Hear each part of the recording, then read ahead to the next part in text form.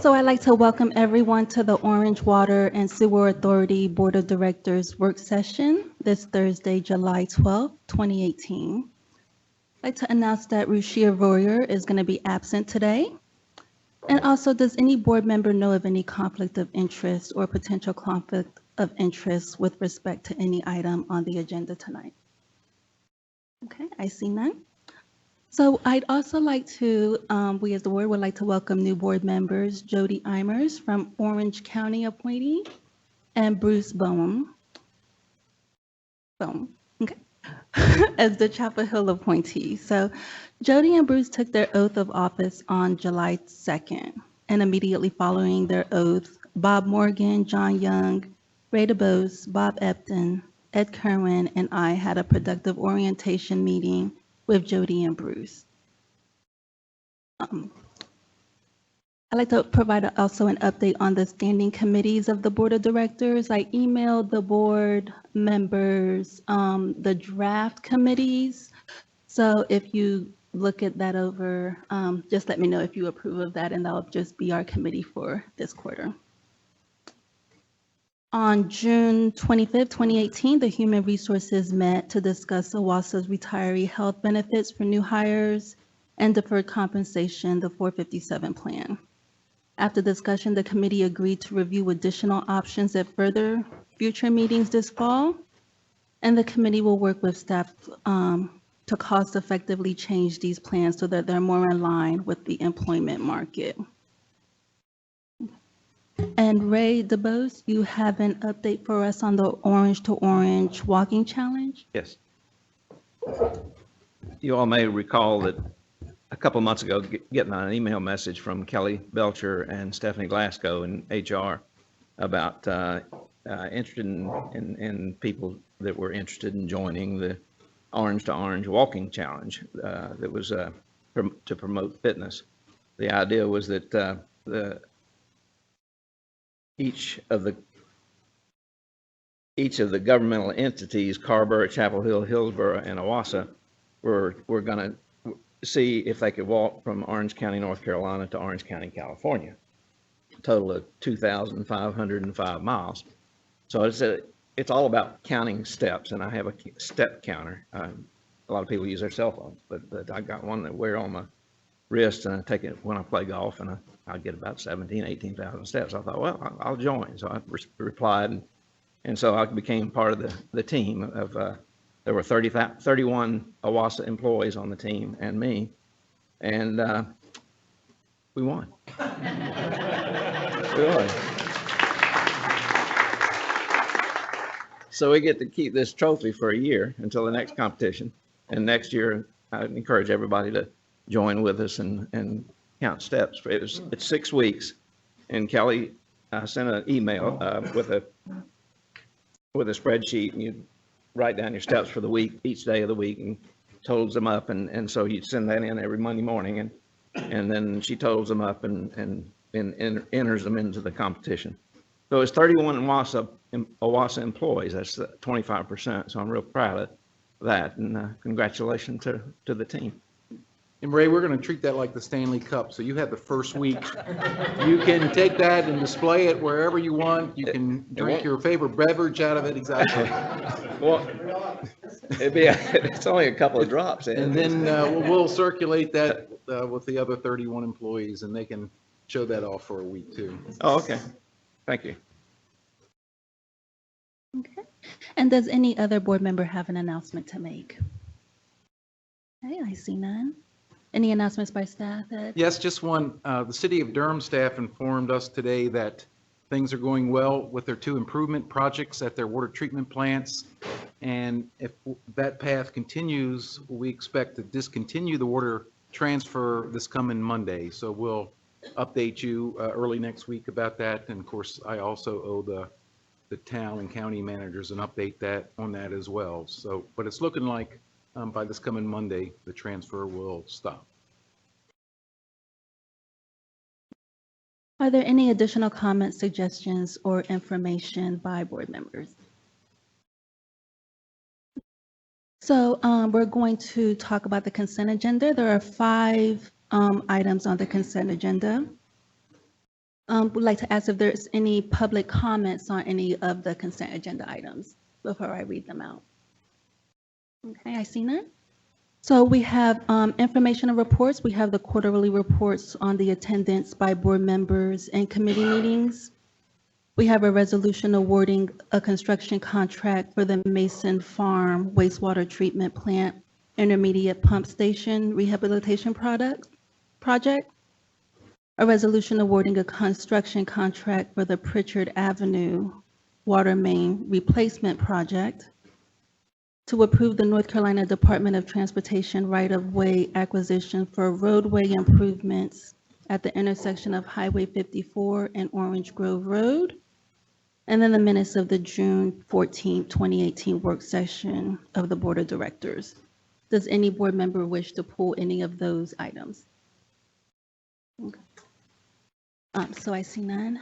Can I have a motion and a second? Second.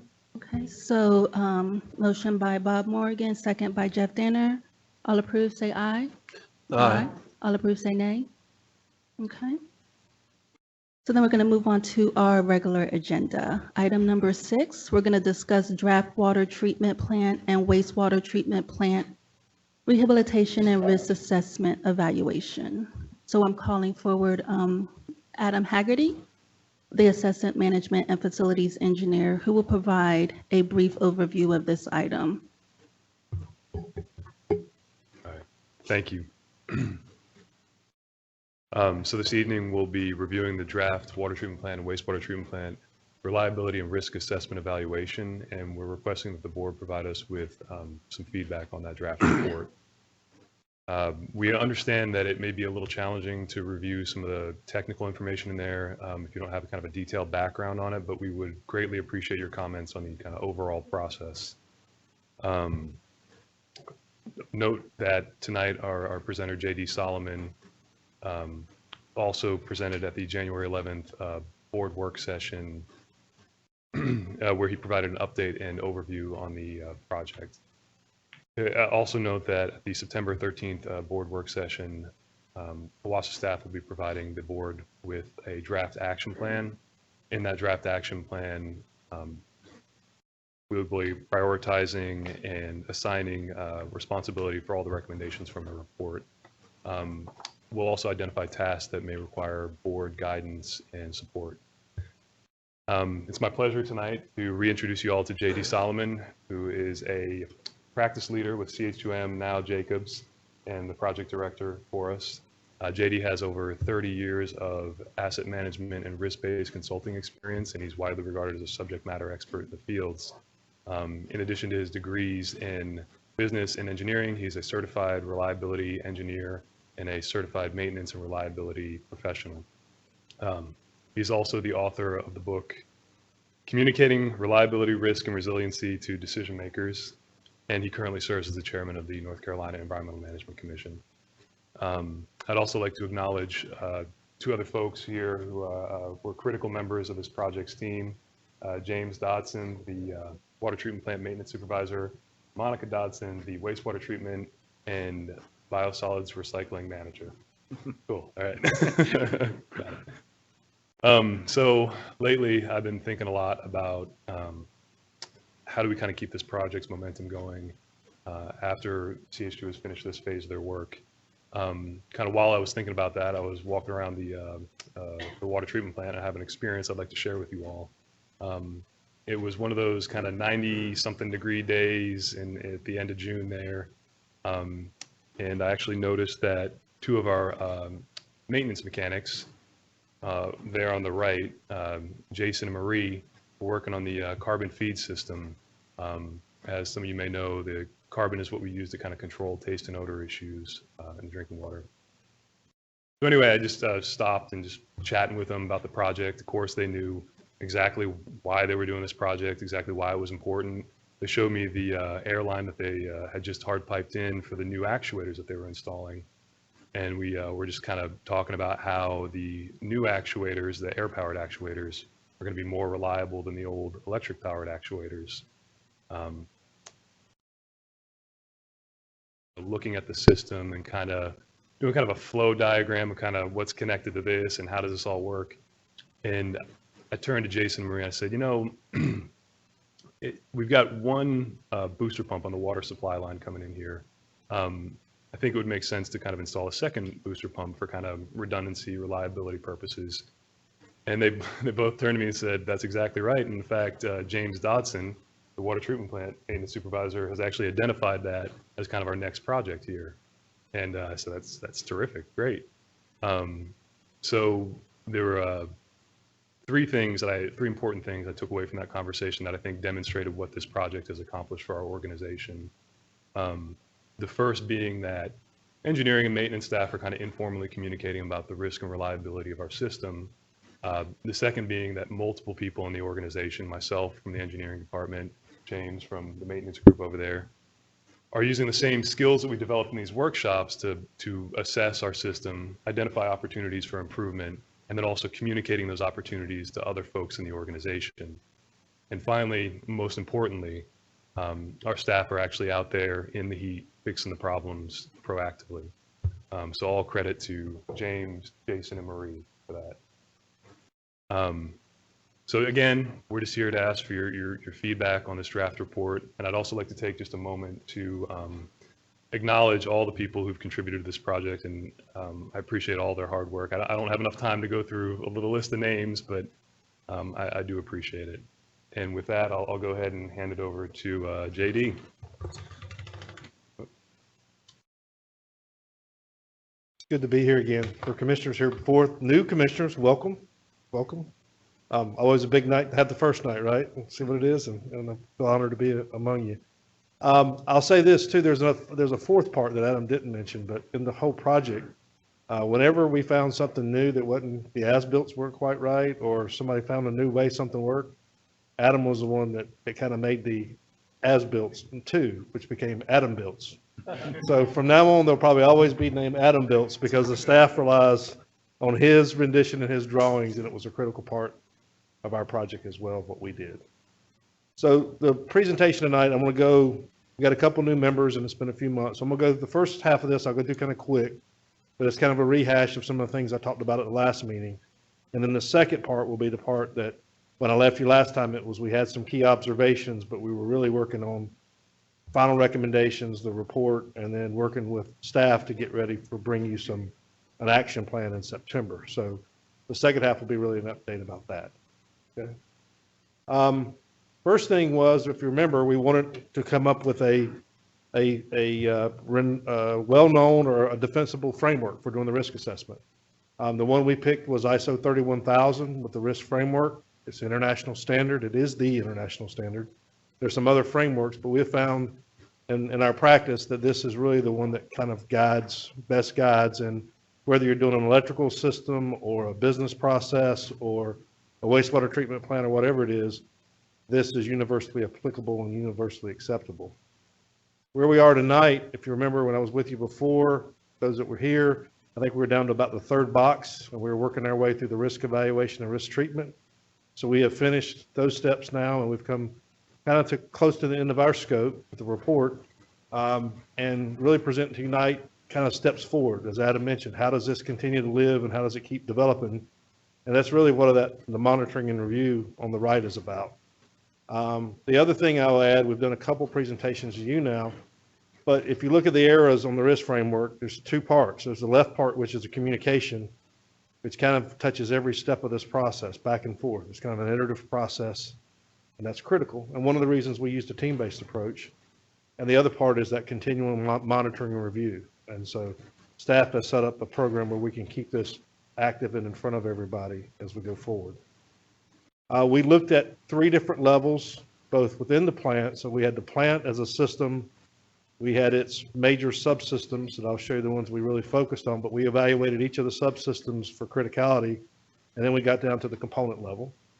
And we looked at it in 3 different dimensions. One was the equipment type, which is the classic engineer type assessments. The other part was the human factors, which on the cycle, sometimes you can get the best equipment in the world, but the humans still become part of the reliability problems, the human error. So we looked at those issues. And then the whole interface issue, whether it be machine to machine, system to system or human to human, we looked at the interface issue. These are the systems that we evaluated. These were the ones that came to the top. We did, as I said previous slide, we looked at all systems, which I think were about 25 or 30, depending on the plant. And it came down to these kind of top 10 or top 11 that we actually did the detailed assessment on.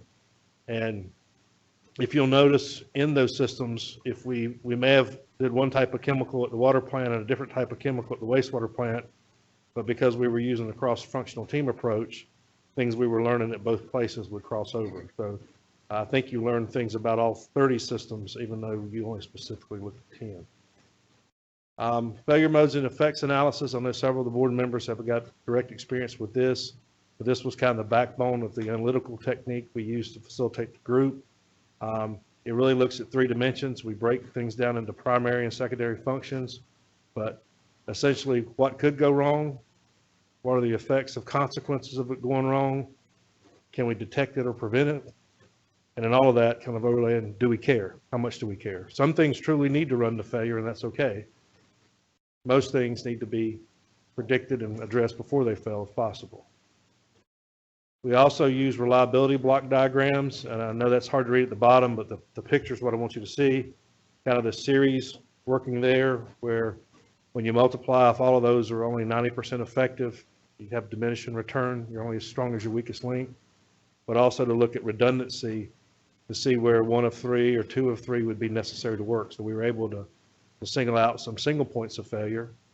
And that's exactly what this slide was about last time, to show you how we had kind of went through your system and identified single points of failure with staff to identify to do some immediate remediation of. So that's kind of where we were last time, and where I kind of left you last time was with these overall observations, which are still true today. One, you're on a best practice. In certain industries, chemical, oil and gas, they do a lot of these type assessments. For water and wastewater utilities, maybe 20% of utilities do it. So you're definitely at a leading edge, a leading class of what you're doing. We found some issues, as you would expect, that needed to be improved or corrected, but staff got right on those. By the time we were moving month to month, they were reporting back that this has been fixed, or the things we could address on our own, we're already moving on them. So they've done a good job of that. Again, some of you may ask, well, why an iterative phase, or why don't you do it all at one time? Complex systems, best practice there is let's take a first pass. Let's figure out where the sensitivities are. Additional passes, you dive a little bit deeper. So we use that iterative approach.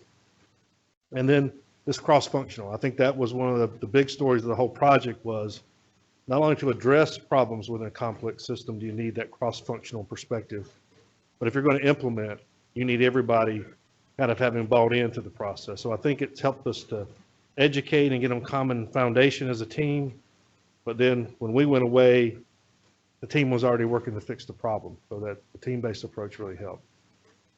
Go through a few slides here on some key findings, and these are, most of these are really new. The first bullet is really an add-on to what we had said last time, was it is a leading edge practice, but we talked about last time as we left you that we wanted to have a risk register, which a risk register is just a fancy name for the list of the risk and who's responsible for them. And as you go through and make mitigation efforts, how much are you reducing the risk? And it becomes really a tracking sheet, a process that kind of lives on year to year and should really be updated. It shouldn't just be copied every year, but it should be updated every year with new risk and old risk pulled off. And we recommend in the major review of this, we looked at about every 5 years, or as you had major operating context changes. So you don't need to do the comprehensive assessment every year, but you do need to do it on a 3 to 5 year. Here we said 5 years to make sure everything's still the same. Your maintenance program's great. We've been on asset management for you guys forever. You've got an asset management engineer in Adam, who knows a lot about reliability too. You've got staff that are plugged in to preventive maintenance and predictive maintenance. So you've really done a good investment in your maintenance program. So that looks good. And again, always room for improvement when we talk about risk and reliability, but you're very solid there as far as the industry goes. The SCADA system is not uniform, and I would say that's for your caliber utility, that's where you need some work at this point. And you've got some plans for a master. It's the telemetry system for your instrumentation and controls. So basically it allows the operators to look at your processes and your equipment from a control room and kind of look at things holistically, but it's the communication web with the computers basically and your telemetry to let you do that.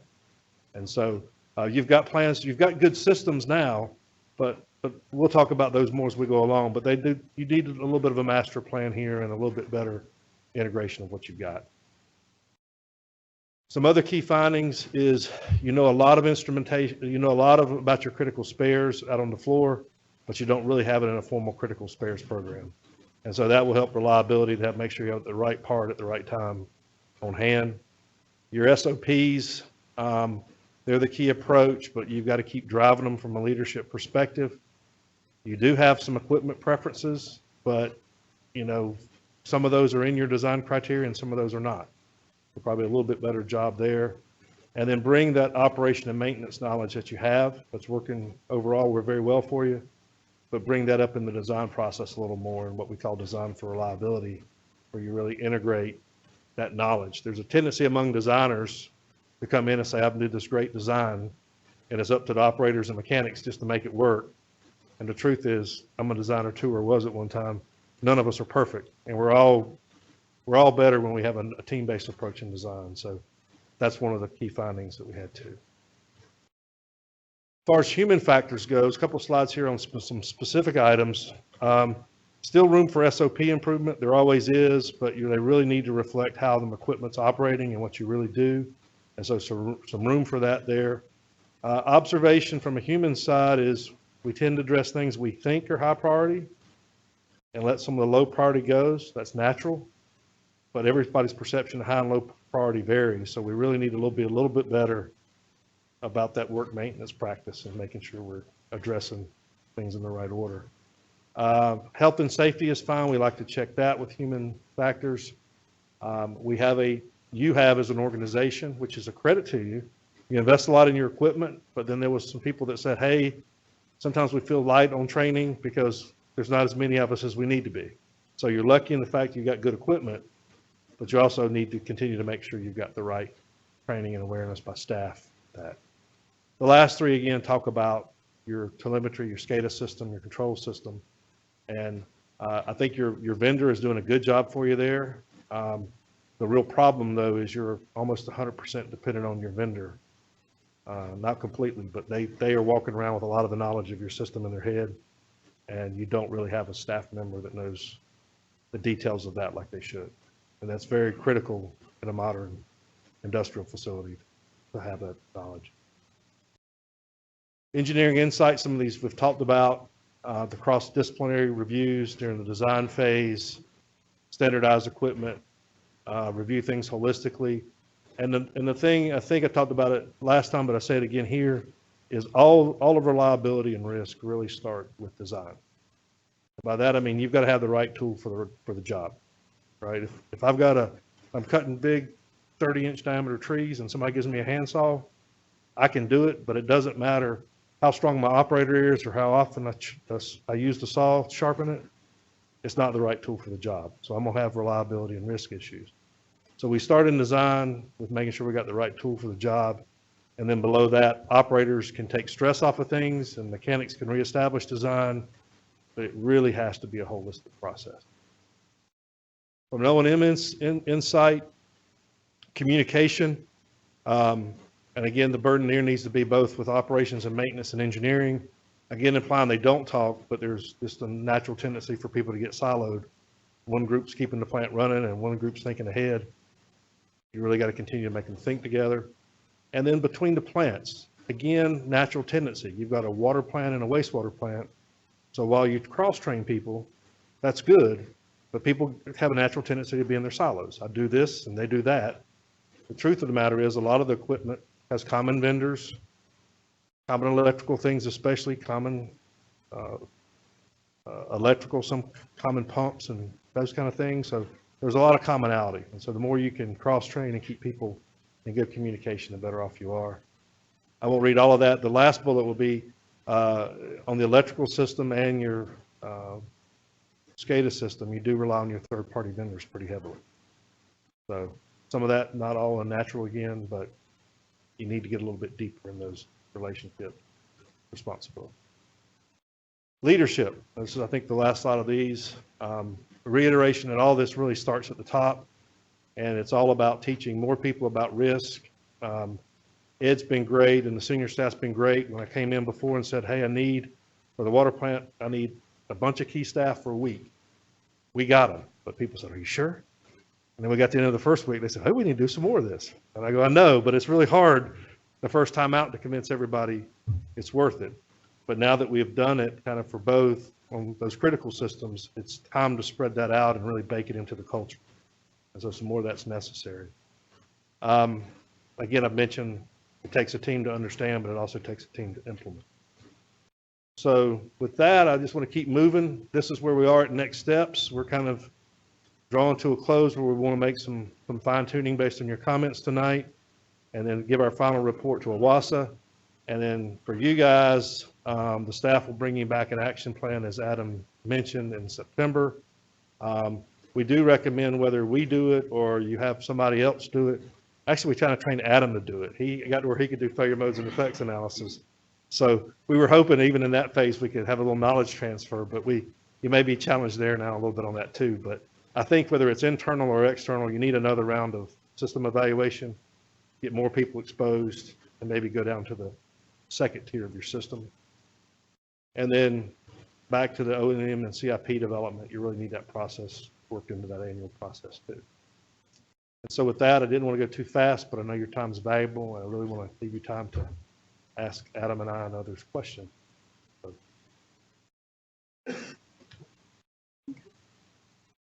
So with that being said, I know the board was informed earlier through an email about Adam accepting a position with the City of Raleigh's Utility Department to advance his career. And Adam, we just appreciate your 6 years of service to the Carborough, Chapel Hill, Orange County community, improving the reliability of the water, wastewater, and reclaimed water systems. Before I go any further, is there any member of the public who wishes to comment on this item? Okay. And then board members' comments and feedbacks.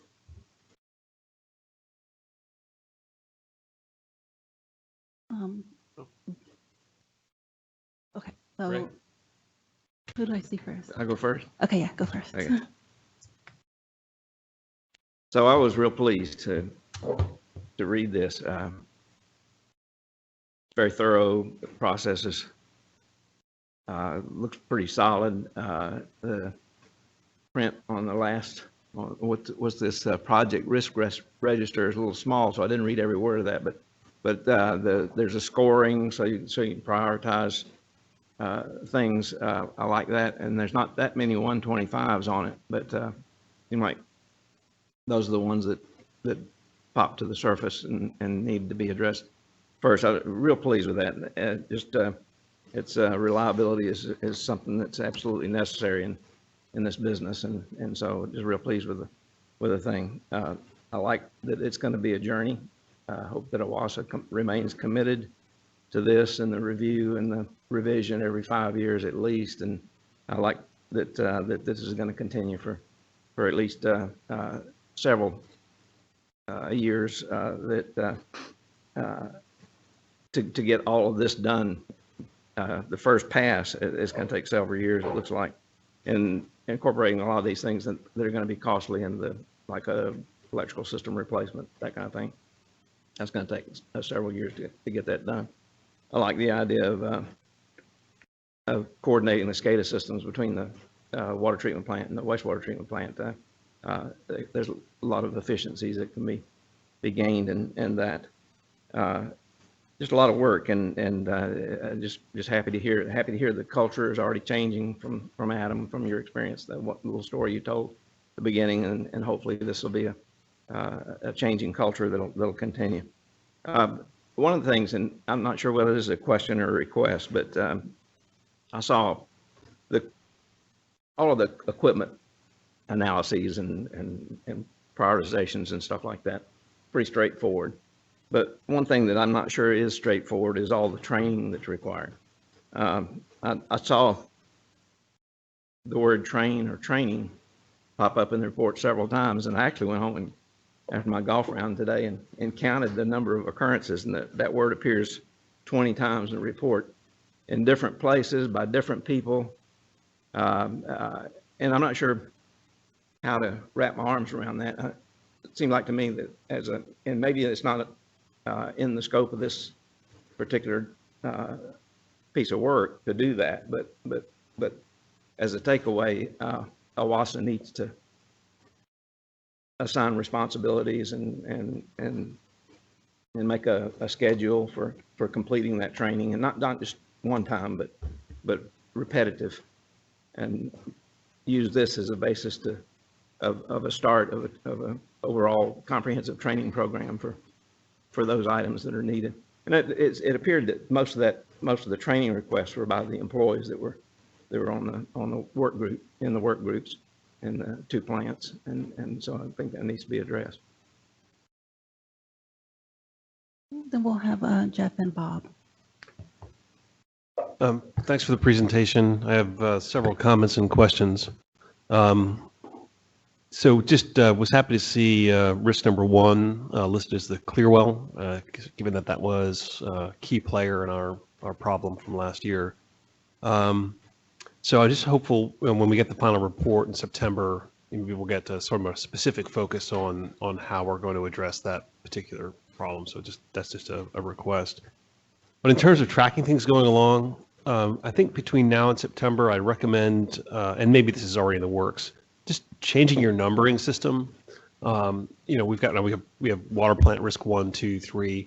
As I think Ray pointed out, we'll be following the mitigation of these over several years. So I think it'll be helpful if we had a good numbering system. So for example, 2 years from now, when Stu's asking for capital, we can relate it back to a particular event here. I think that'll be helpful for tracking. These are in no particular order, but from a communication standpoint, I know the Chamber of Commerce, as well as other community organizations, really invested in making sure that we're focused on reliability as a follow-up. So I think, I don't know if it's now or after September, I think however we manage that interface, some presentation, here's what we're doing on this, in this area, would be helpful. I only have 2 more, promise. One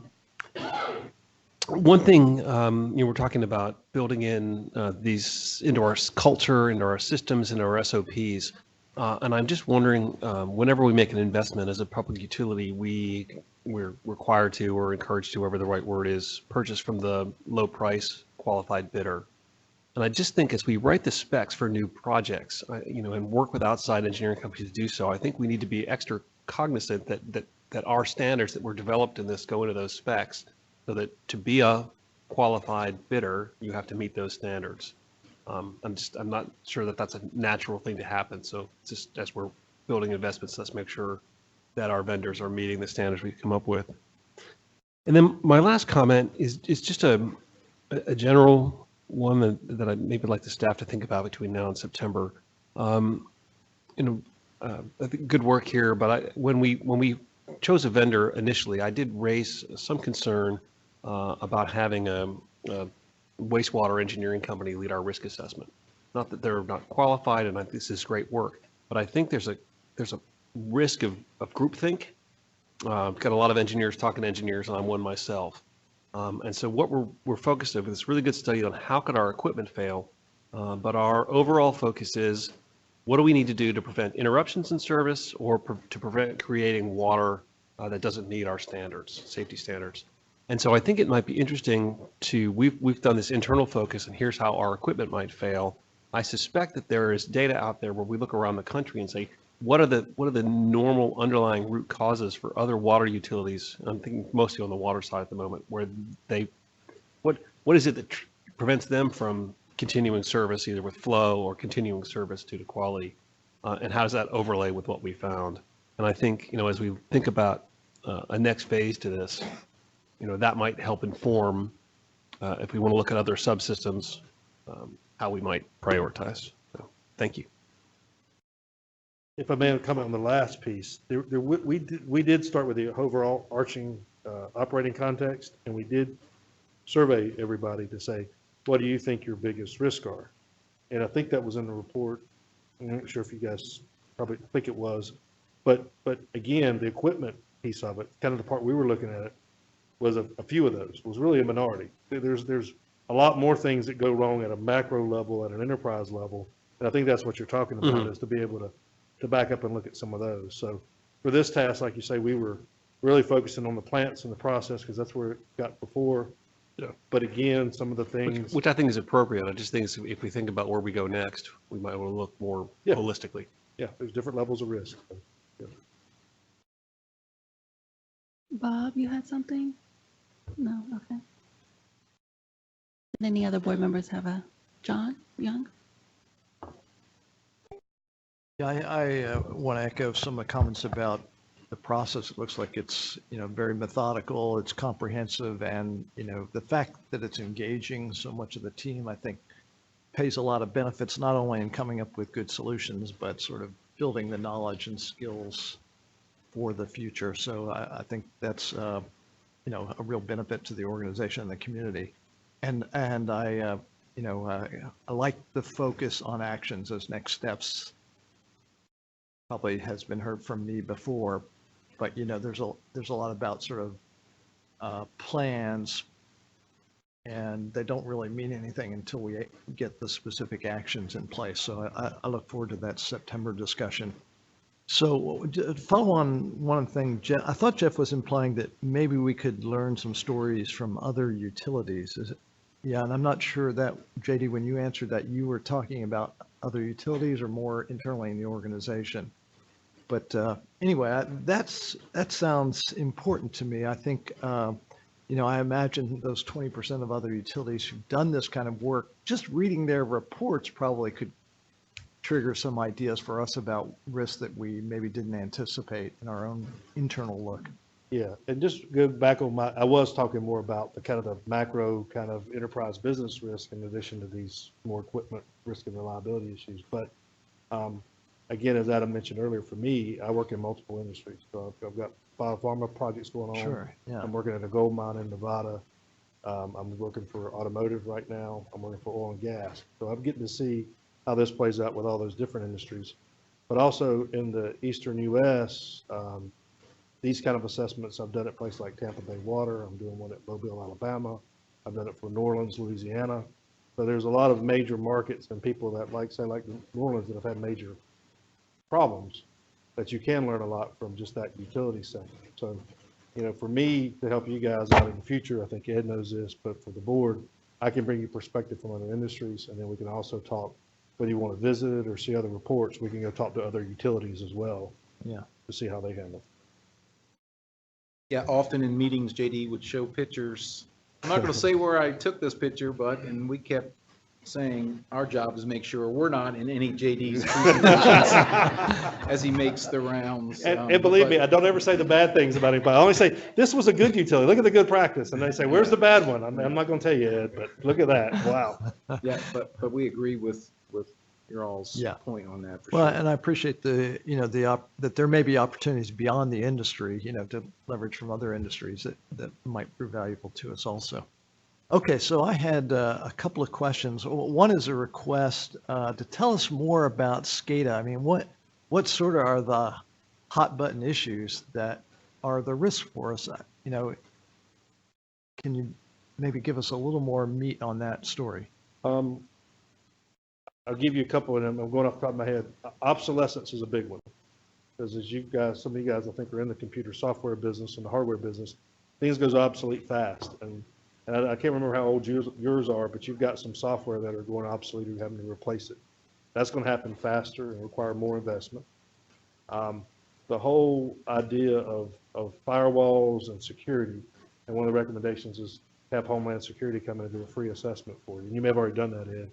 But again, the security, the cybersecurity and what we hear in a lot of places is, oh yeah, that's independent of our network and we've done our own firewall protection. But I've done it too many times now where you really need somebody from Homeland Security to come in and try to crack your system and tell them where it's weak. So you've got that.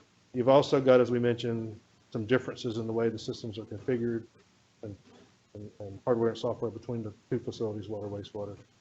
And probably lastly, again, you really don't have, and I'm not saying everybody needs this, but you are kind of a leading class utility. You need to think a little bit about, do you really need somebody with some actual programming skills or some to be able to do some of your own work? I think you're at a size and a thing that you could do that and not have to rely 100% on a vendor. Again, I think your vendor's doing a great job, but it gets really tenuous to have to rely on a third party. And that's good. I wish I had that business, right? Where everybody relied on you and you showed up and you were the only guy. But I think you guys will probably could have some internal capability. So Yeah. Great. Thank you. I hope that answers your question. That was a perfect answer. Thank you. It just gives me a little more foundation on that.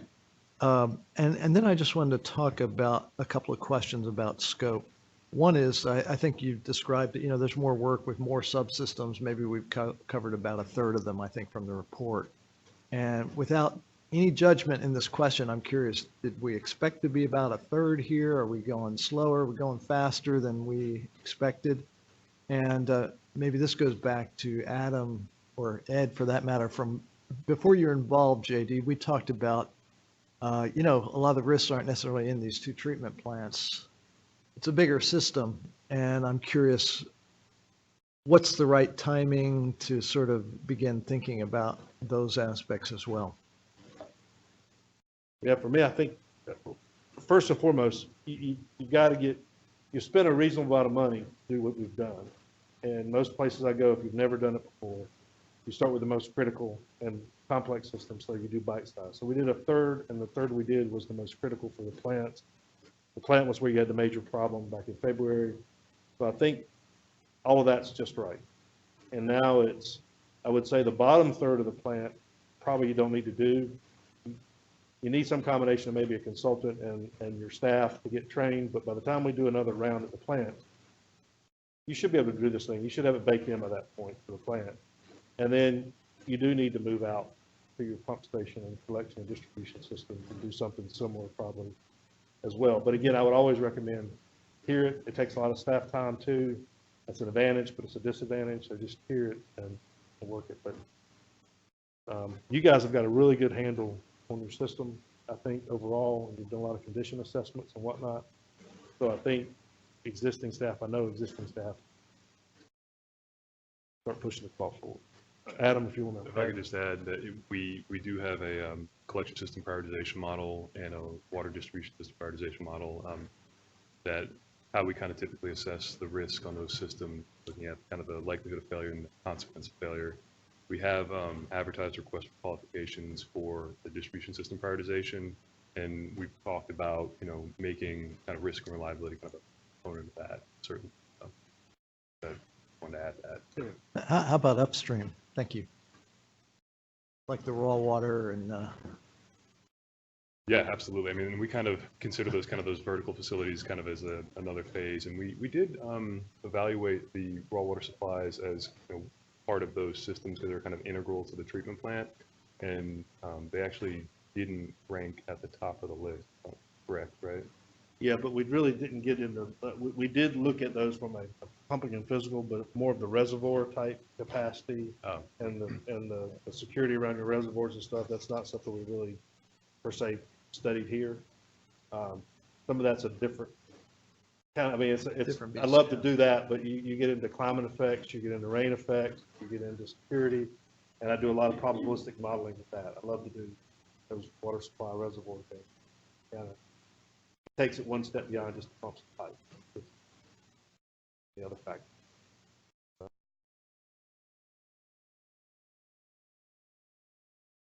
Good.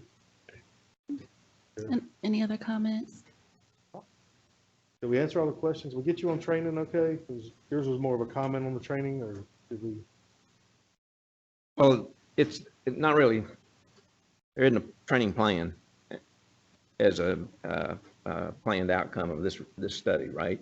I mean, that's something else, but I'm just saying we can't lose that. We got to wrap our arms around it because it was mentioned 20 times, and some of those obviously were from the executive summary, and then they were repeated again. So that it's not 20 different training items, but it seems like to me that OWASA needs to wrap its arms around and come up with a training plan, and this can be a starting point for for what, I'm not sure who does the training, but I'm sure that everybody that does the training has a full-time job, and training tends to slip when you got other things to do.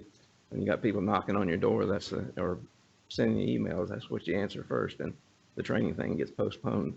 But since it was mentioned, you can't have reliability unless you got qualified employees, and you can hire qualified people, but you got to teach them how to do it, and you got to remind them how to do it. And so I'm just thinking that since it was mentioned so many times in the report that it needs to be addressed, I'd like to see it addressed. As if it's not in the scope of this, then as a separate item sometime soon.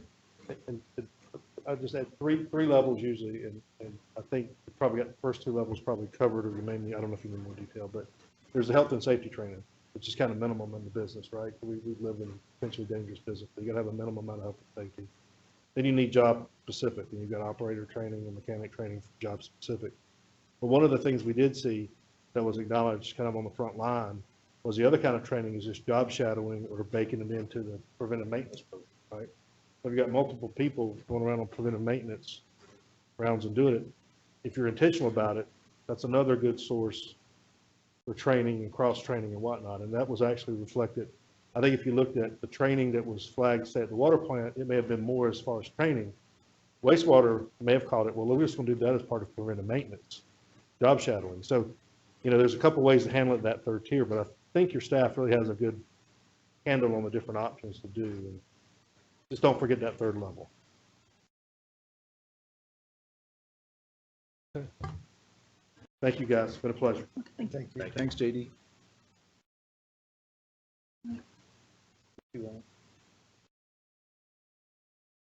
So I know we didn't have any specific action item for this one, but just to know that staff will be preparing follow-up action plans for our September 13th board meeting. Okay. So now I'd like to call on Linda Lowe to provide a status update for the communications during OWASA's related emergencies. And Linda Lowe is our Communications and Community Relations Officer. Good evening. Just waiting for the PowerPoint to queue up. Great. So I'm into week 5, and I've had the opportunity and privilege to meet with many of you one-on-one. There's 2 of you I haven't met yet one-on-one, so I'm looking forward to the opportunity of doing that, hopefully. I mentioned I've been doing a bit of a listening and learning tour. And this is not what I'm here to talk to you about today. And that will come at a different sort of board meeting. But today, we shared with you as part of your packet a very detailed update on action items to sort of improve emergency communications, which was a follow-up from the water event of last February. And what I aim to do to share with you today is some of the progress that's been made and some of the next steps we hope to take into the future. And so Andy, can I drive? Yeah, okay, great. What I'd like to do is invite your input, your collective wisdom in today's conversation here or in the days moving forward. You might want to sort of chew on some of the stuff I present, and that's okay. Because as you know, I'll be reaching out to you and emailing you many times. I realize that in addition to myself being new, there are some new board members here today. So we thought it might be valuable to briefly summarize what happened last February. And I know many of you, the majority of you in this room lived what happened. But I wanted to make sure we all are coming from the same base of information moving forward. So I'm going to quickly summarize last February's events before I move on to the actions that have been taken since from a communications perspective. So essentially on a regular business day, we have 7 million gallons of water in storage. And what we consider minimal storage level is 5 million. And last year on February 2nd, due to an on-site fluoride overfeed, and I really want to stress here, no water with elevated fluoride entered the system. Nonetheless, we shut the plant down. And at that point, we reached our minimum storage level, which is 5 million gallons. but we did an immediate interconnect to Durham's system to start to restore the levels. At the same time, OWASA distributed communications asking customers to conserve water. I understand that those communications were somewhat confusing. You know, it might have inserted questions of safety into people's minds when it wasn't necessary because, again, I stress no elevated fluoride entered the system, but nonetheless, there were some confusing communications and lots of questions that came in. So while the team was working to respond to public comments and questions, unfortunately, the next day, a main break occurred. And so the combination of what happened the day before, when the tanks were, decreasing in storage, combined with this main break, meant that the storage levels in our tanks reached what we consider an emergency level, meaning 2 million gallons. So at this time, OWASA asked customers not to use water.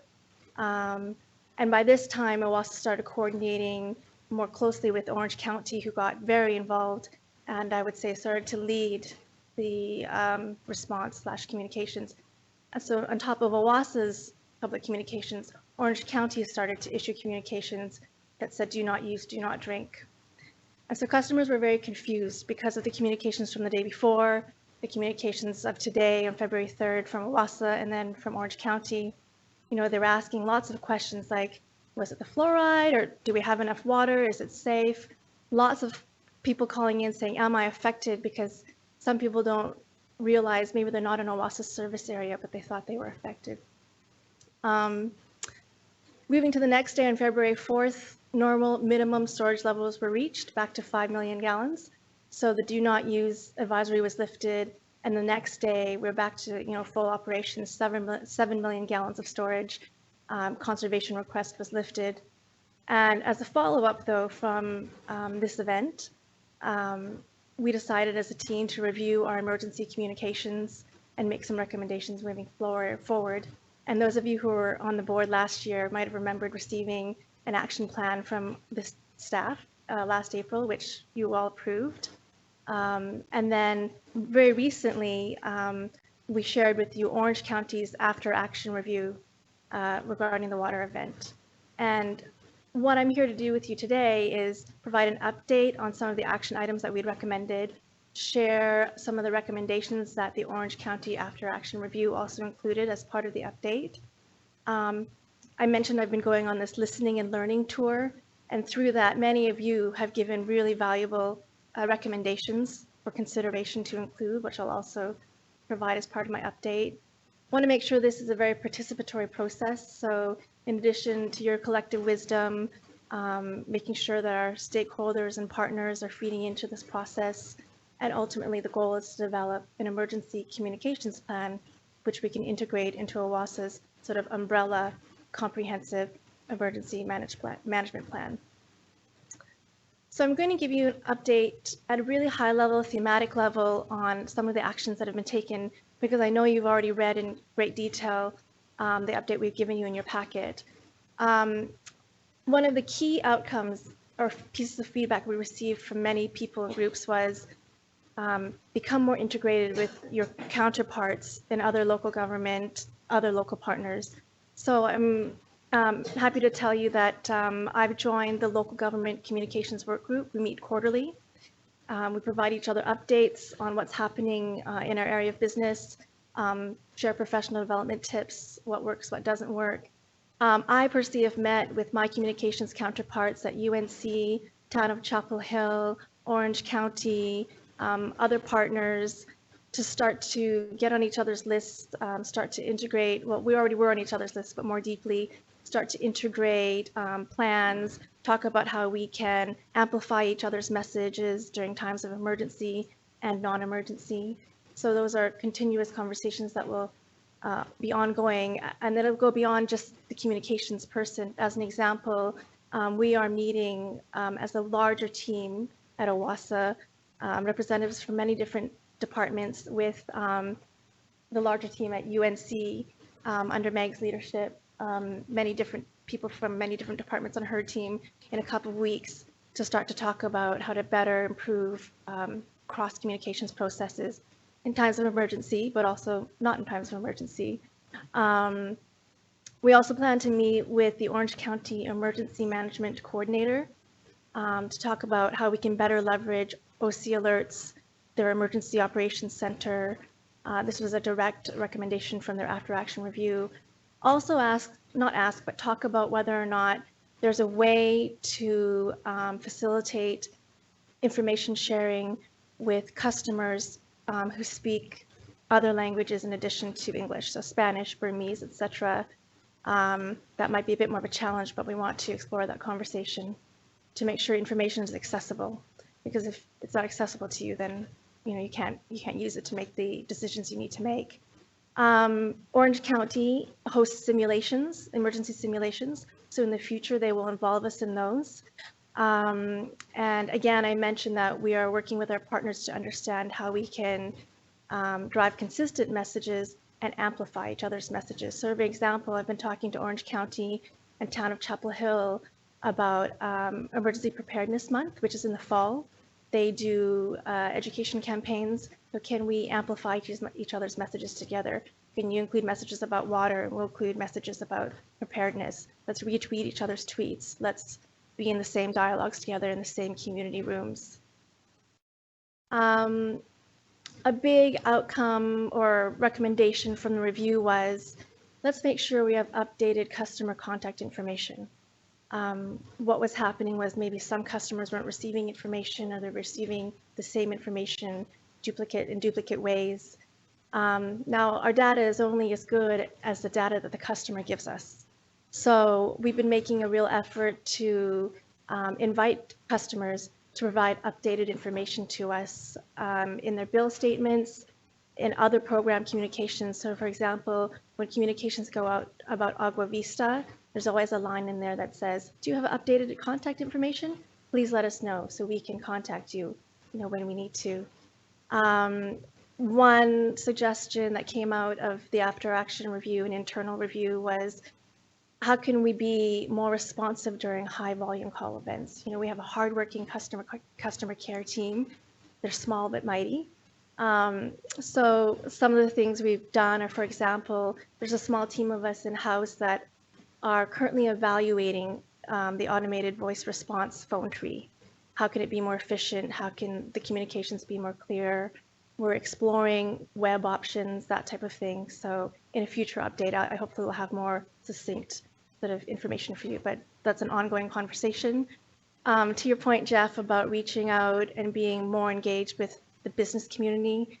I did a presentation to a Rotary Club in Chapel Hill 2 nights ago about OWASA, and we want to engage more with the chambers, with the Rotary Clubs, that type of thing, to keep them more updated on what we're doing to protect their critical infrastructure in the community, make sure they have the water they need to operate their businesses. And the final update I'll give is we plan to evaluate our communications channels that we own, everything from our website to our social media channels to other such things, to measure their current reach and effectiveness and make them better. As part of the listening and learning tour that I've been going on, some other great recommendations have been coming up. First and foremost, I've heard time and again, let's work on improving our internal communications process so that when something happens, our board members, who are ambassadors in our community and giving us guidance and feeding us input back from the community, and our own staff know the facts so that they can share the right information with their stakeholders, with our customers. We heard very clearly that we need to work better at coordinating our messaging with our partners. As I mentioned in the review of what happened, there was either repetitive information or sometimes conflicting information. So one of the goals of me developing very close relationships with my communications counterparts and our other stakeholders and partners is to ensure that in the future we deliver common messages. And we have each other on speed dial, that type of thing. We really want to make sure information is accessible. I've already mentioned this to everybody. So, if you're a business, if you speak Spanish as your first language, if you live in an apartment building where maybe you don't get a bill from us, we want to try to make sure you have this information. So we want to try to see if we can work with other organizations like Central Hispano property management companies, much like we're reaching out to the chambers and doing presentations, see if we can establish partnerships with these organizations so that if something happens, if something important needs to be communicated, we can ideally pick up the phone or email them and say, hey, can you help us spread the word to your community? We want to maintain relationships with reporters to ensure lines of communication are already open and that they're open to us, maybe fact checking with them if they publish something that's incorrect. So tomorrow, actually, I'm having coffee with the news director of Chapel Borough just to meet, introduce each other, and learn about what he finds interesting and relevant for his audience, and tell him a little bit more about what we plan to do moving forward. And this has come up a few times. Can we do emergency communications training? So we definitely want to do that, involving, representation from the board, staff, partners. So I was talking with the communications manager at Chapel Hill today. He definitely wants to be involved in any sort of simulation that we do in the future. So we hope to get that underway, and that leads to what happens next. So in addition to the collective wisdom that you feed into us, that we get from our partners, we will eventually hope to bake that into a draft emergency communications plan. And then we want to test that with some sort of simulation and adapt it with what we've learned, and then test it again, and then finalize some sort of emergency comms plan that we can all agree on, the board, the staff, our partners, like at UNC, and then come back to you with an update, and then just continue to make sure that every year that's revisited. Does it have the right people on the call list? Are we still doing the right things? Circumstances change. We want to be timely and relevant, and available and accessible. So that's a summary of action items that have happened to date. And now the floor is yours, here and behind me. And are there any members of the public who would like to make any comments? I see none. Any board member comments, questions? John Young and Jeff. Thank you, Linda. One thing I really appreciate about that is the clear statement of the problem when you went back through the background, this confusion about, is the water safe, all those questions. I mean, when you know the problem so clearly, then I think you can get to really good solutions. So what a great way to start. On your additional items, I think that by that you mean things you're picking up outside of this formal study that was done with yeah, great. And I saw, that there was one about coordinated and amplified messages. Coming on the heels of our risk assessment, we talked about standard operating procedures and the need to keep those fresh and people trained on those. I wonder if a plan should include, a set of these or one of these standard operating procedures. So when that time comes, we know exactly the checklist to go through, just like an airline pilot before he takes off knows he's going down the checklist. So that would be one thing I recommend as, part A, one of the parts of that piece. And the second is one thing I feel like we missed the opportunities to have a content repository or database that would ensure consistency and clarity of the message that is shared with all of our channels, all of our people, all of our partners. And so to me, that seems like one of the, maybe part B of that, how do we get the consistency and amplification? And then the one last point I'll make, we have a council member who is not an OWASA customer. And why? Because he lives in a multifamily master metered community. And he rightly raises every time we meet with him and we talk about this issue. How do we reach those people? They're not in our database of customers, and yet they're a substantial population in our community. And we've got to figure out how to make that connection. So that might be one specific area that for us not to lose sight of. Thank you very much. Okay, so we'll have Bruce.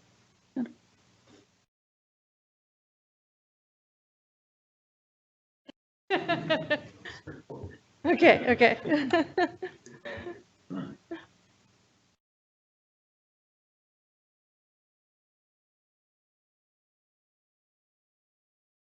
This was a good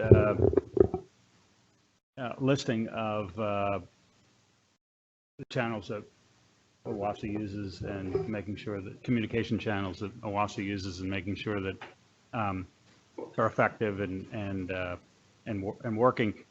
To John's point on the folks behind a master meter, listservs, have you evaluated getting onto some of the listservs? Because there's a lot of those, or websites like Nextdoor. A question, do we know what channels, what's the right way to phrase this? What percentage of our customers or our users actually hear about OWASA news by channel? Let me just say that in my initial explorations, because that's the number one question I ask everyone. So those of you who have met with me, you might recall that I've said, do you visit our web? Do you think our customers visit our web? And I know that's a very subjective way of measuring it. But I've also met with our customer care team and many other members of our team members. We know that about 50% of our, so we managed to understand by looking outside of that question, because we don't have statistics for that specific question, but so we know that about 50% of our customers receive their bills online. So we know that, there's an opportunity there for that 50% base to maybe start to engage with them more meaningfully and deliver more substantive, meaningful information through maybe an improved web interface, through an improved web experience. We know that we have maybe 3,000 monthly visits to our website. I'm probably visiting that site 100 times a day. But I feel like there's a lot of opportunity there once we make the website sort of more engaging. We also know that we have a couple hundred Twitter followers, but that I'm sure it can improve a lot with, let's say, more focused strategy around that. We don't have a Facebook page yet, so we will launch that. We are on Nextdoor, so I don't have a specific answer for you. But what I can say is my observations and through my conversations is I understand that's a real mixed bag. There's quite a large number of people that want to come in and pay their bill in person. So that tells me that they're not going to read our tweet. They're not going to come onto our website. And then, it's about language accessibility. So right now, our website, you can see it in Spanish through Google Translate, but no other languages. So I think what we're trying to do with some of the examples I gave you was start to really understand who are our different segments and then try to cater to those segments through different communications tactics. Yeah. And maybe, I'm 5 weeks in, so maybe 5 months in, I might be able to give you better numbers. Yeah.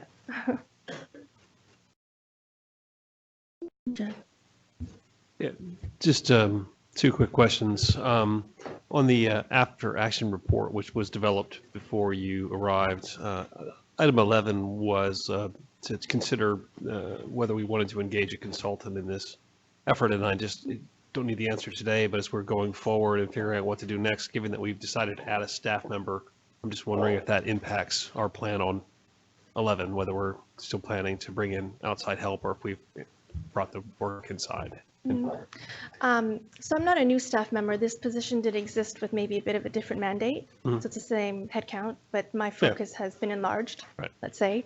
I will say that I did see that action item, and I think as part of the listening and learning tour, what I'm doing is trying to get a holistic understanding of what the priority needs and goals are for this organization from a communications and engagement perspective. It's quite clear to me that improving our emergency communications response process is one of those priorities. One of those other key priorities that keeps coming up, for example, is let's make our website awesome. So at the end of the day, it's going to be about me working with the team and proposing, okay, these are what our stakeholders have said to us about being our priorities, and these are the resources we need. So let's work from there. Can we find the resources and match them to the priorities? So if we find that we don't have the capacity in-house to deliver the communications, tactics, strategy, plans, simulations that we need, then perhaps the board will approve budget for an outhouse, support. But so those asks are yet to come. There. I'll skip my second question. Okay. Okay, John Morris. So, yeah, I like John Young's idea, these emergencies, being emergencies, they come on without warning. And so I think it would be good to have a standard operating procedure, for getting the message out to the public through all these mechanisms we talked about. And another part of that needs to be having some prepackaged message capsules, that are ready to go. And I think this emergency that we're talking about was particularly hard to get across to the public because, when we asked people to conserve early in the emergency, the water was not dangerous to drink. We just needed to not use it so we could keep our stored water. And I think that's, we weren't in a drought. And so I think that's something the public really has had a hard time understanding. What exactly are we trying to accomplish here? And then later, when the county came out and said, do not drink, do not use, I think that may have stirred up fears that the water was dangerous to drink if someone had had a glass of water, which it wasn't. So I just think, we need to give a lot of careful thought about ways that we can explain to the public what the problem is and what the corrective action needs to be, because this was a very hard one to get across, and the public did not really understand what was happening and what the best response was.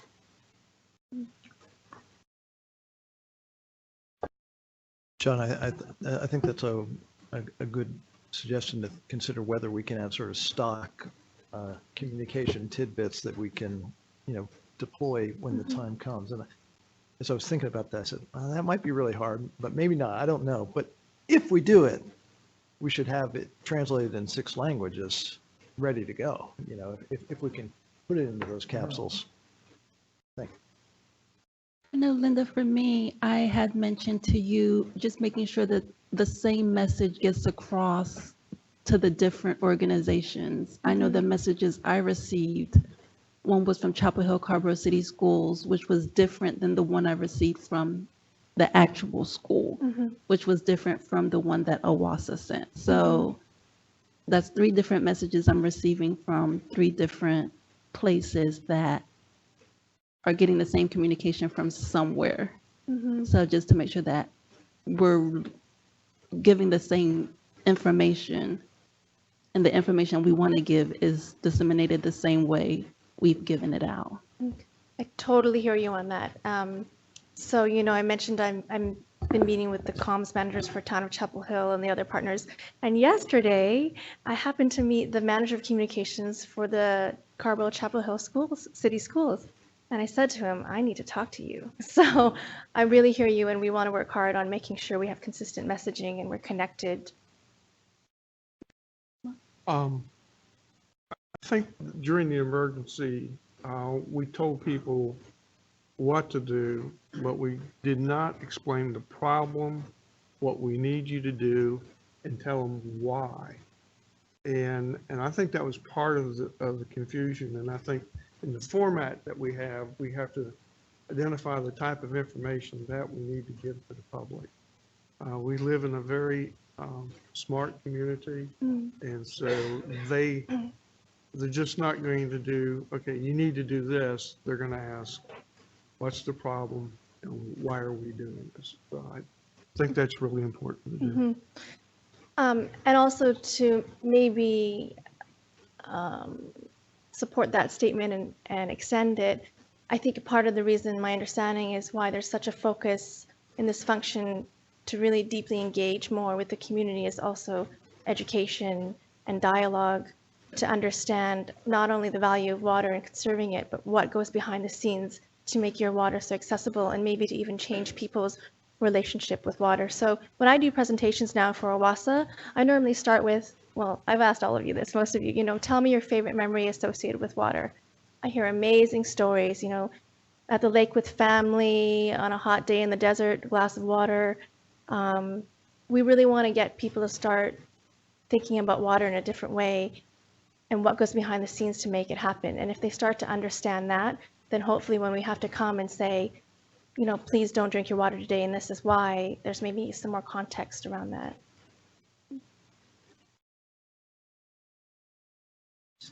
I would like to compliment you on your efforts of building an informal team of partners, the schools you've now mentioned, but also the county and UNC and the town of Chapel Hill.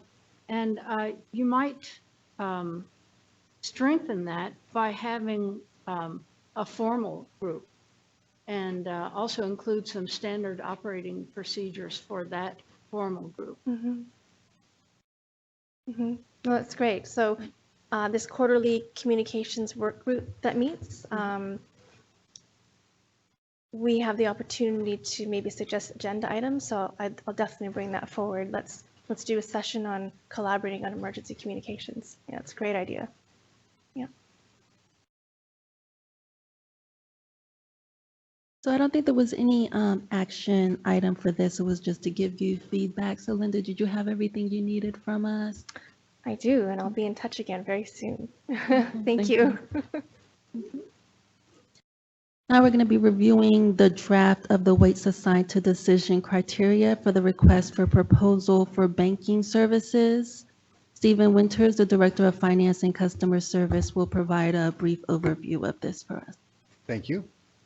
So as 7 of you know, we've began talking a while back about issuing a request for proposals for banking services. It's been at least 9 years since we've done that.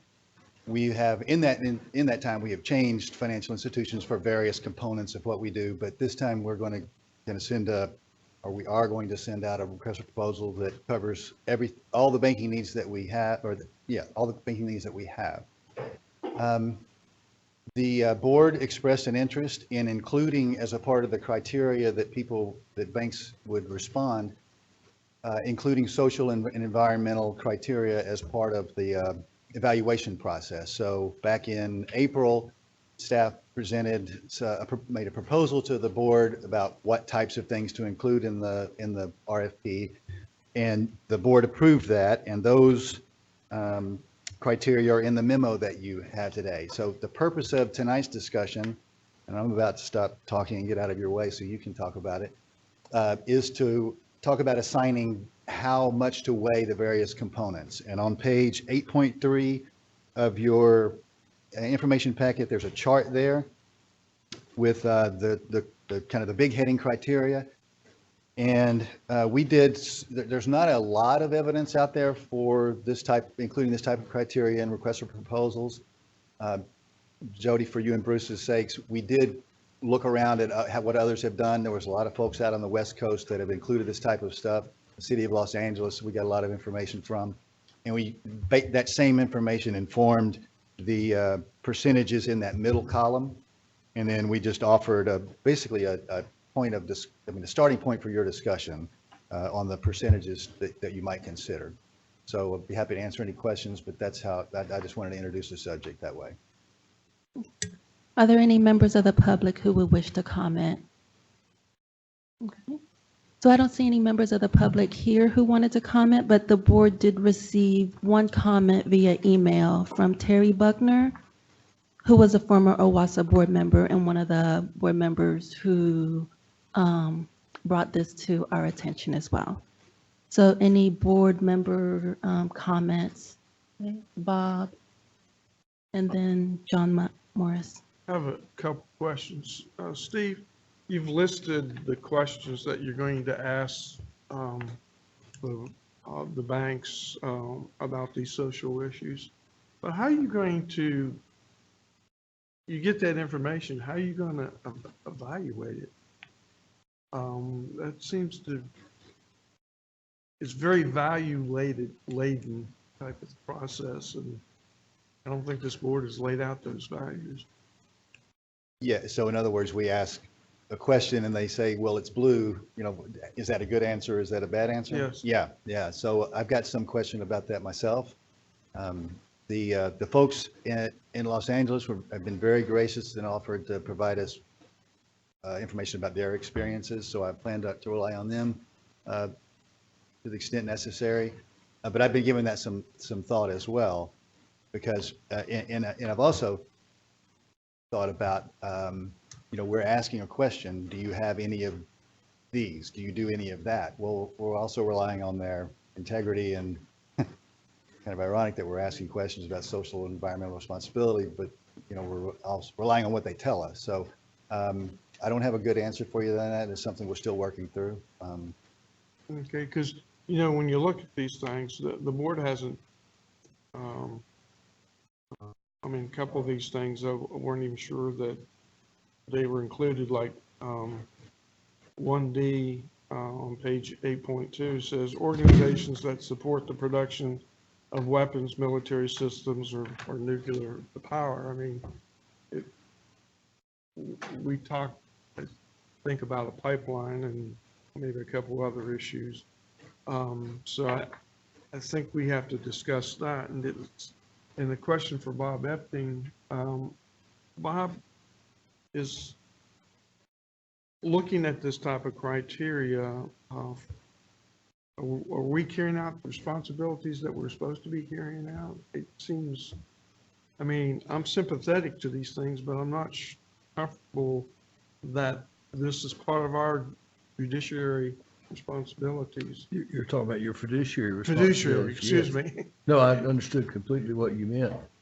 In my opinion, the board is fully authorized to make judgments about what banking services providers are appropriate for this body.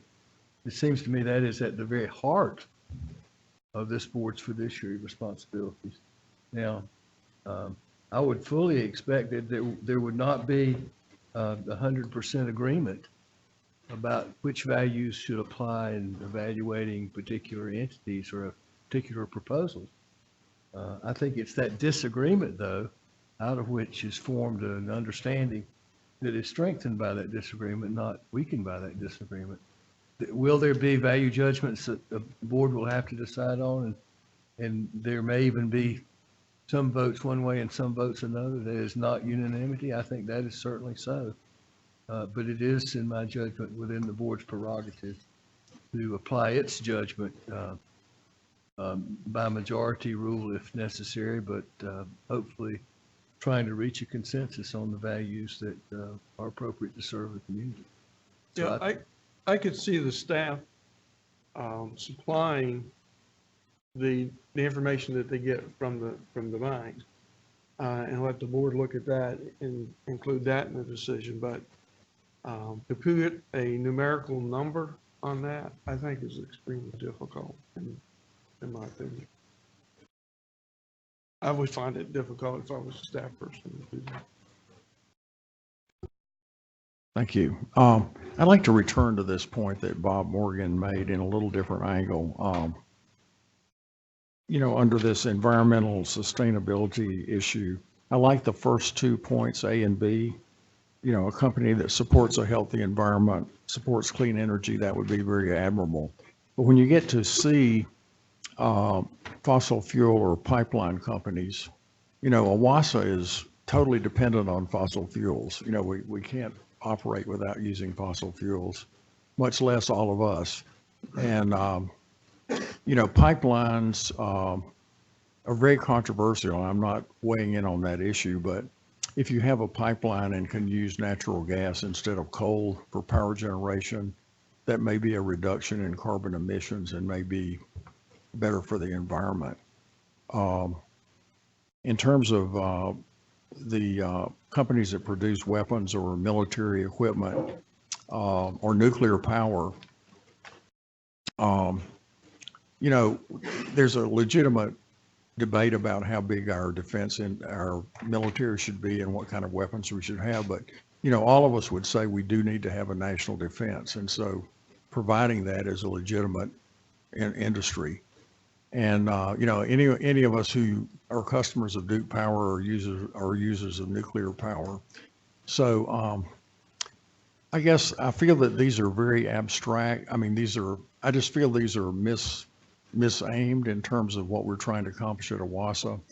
And to me, the strongest part of the criteria that are laid out here are that we want a bank that really serves the community. You know, we want a bank that provides credit to low and moderate income people. And we want a bank that, you know, has invested in the community and is really serving it. And so in my mind, if we had a bank that was meeting those community benefit goals and we said, uh-oh, they have an investment in Duke Power or General Dynamics or, you know, Exxon, we can't use them. I think that would be sacrificing something that's much more important to the community for something that's less important. So I guess as we go along, I'll probably continue to advocate that we not include C and D.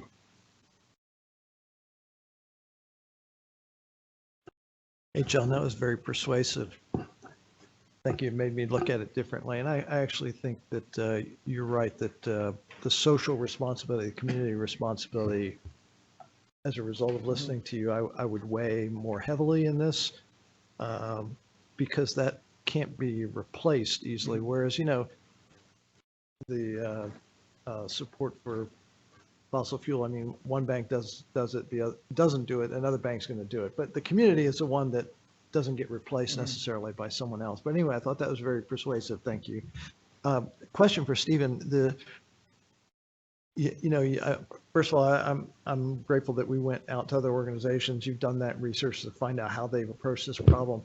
And you've mentioned that, I think you're saying in the table, there's a range for social responsibility, for example, 0 to 10% as a weighting for that factor.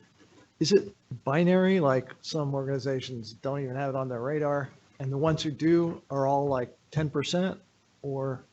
There were very few that we found that have this, that have gone through and included this as a process. And the numbers that I got from these were picked up in conversations with the entities that did that. And so the 0 do represent the ones that just don't have it on their radar. Right. But 10 is a typical number, you would say then? Yeah. Yeah. Okay.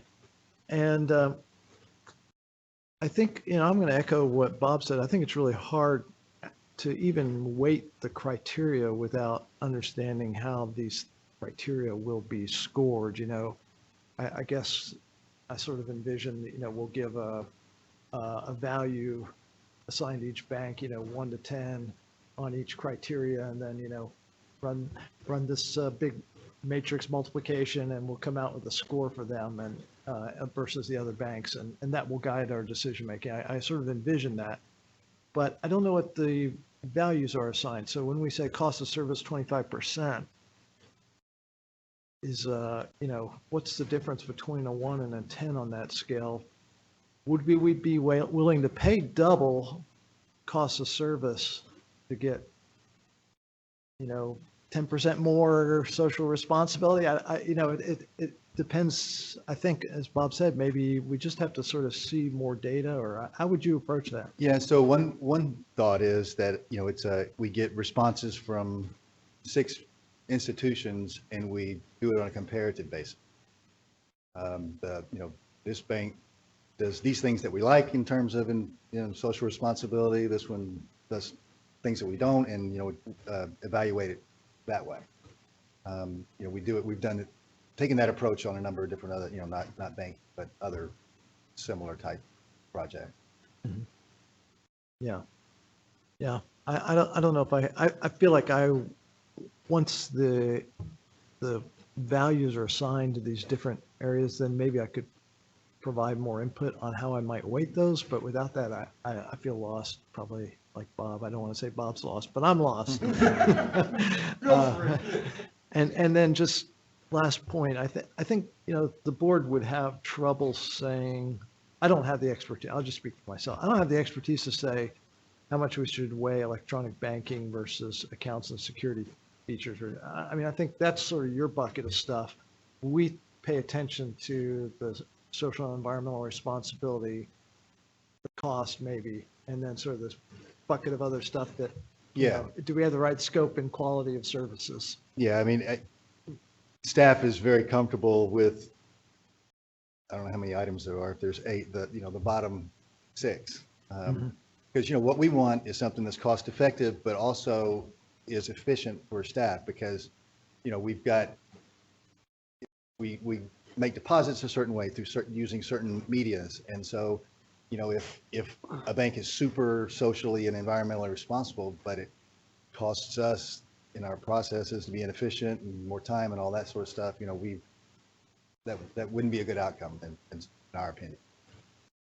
Yeah, the same, similar with the cost. And that's, these, you mentioned electronic, and that's a feature, but all of that stuff has to do with, everything other than cost in the social and environmental has to do with efficiency and, helping us get things done better. Yeah. Stephen, I have a question for you. So I know several people have said things about being able to evaluate the proposals that come back to us. Wouldn't their social responsibility or environmental sustainability be reflected in the proposal that they give back to us? For example, we shouldn't be benefiting our community to the detriment of another community. So they will be showing how they're supporting either another local community or a community that they are representing. I know some of the environmental stuff we were talking about, and I know Rushir brought up the pipeline, how it's displacing other communities by having the pipeline go into their areas. So I can easily see us not wanting to bank with someone who's funding additional pipelines that are hurting small local communities such as ours. So I'm thinking there should be something that we get back from them that's saying, this is what we're doing to help local communities. And then if OWASA agrees with that, then we could say, okay, this is a bank that we should look into a little bit further to see if they have our additional needs.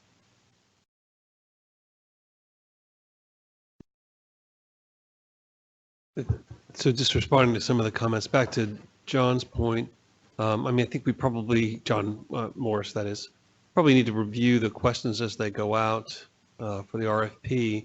And just reading through the list, I think a couple of open-ended ones, perhaps along the line of what Yinka said, like give us your example of how you benefit communities and, to let them make their pitch. But back to Bob's point, just the evaluation might be difficult, but that's our task, I think. And if I look at just early in the evening, we looked at risk assessment. There's some judgment to be made there. How risky is this? How risky is that? Our task in this case would be, okay, here's this bank. Here's how they're benefiting communities.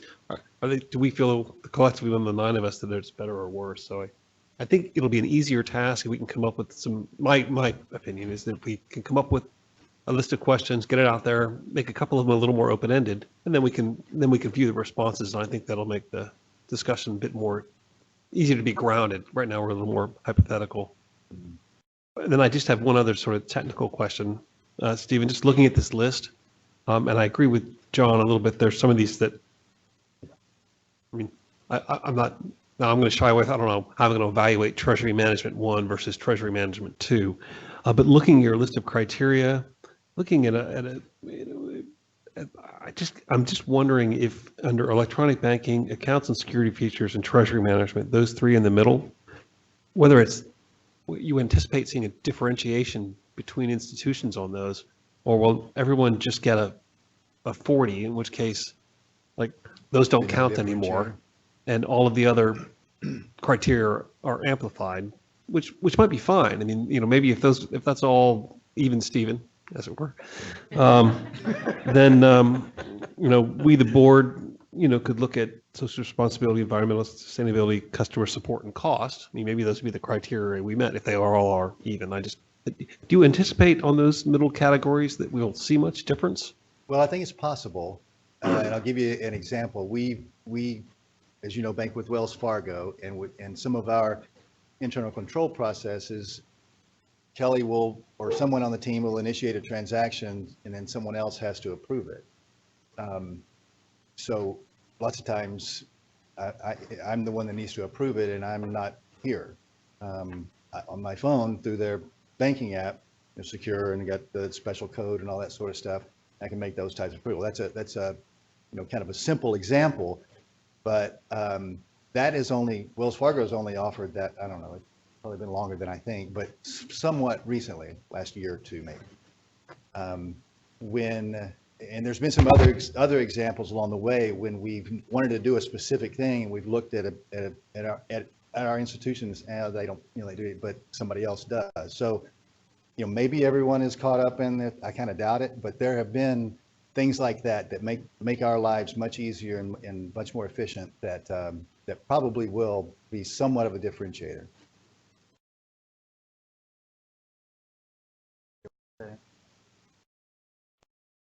A mundane comment. I don't see in the accounts section that deposit accounts are insured. I assume that our cash would go into accounts that are insured, right? Yeah, there's a special rule in North Carolina state law that everything that we have, correct me if I've got the terminology wrong, it's got to be fully collateralized.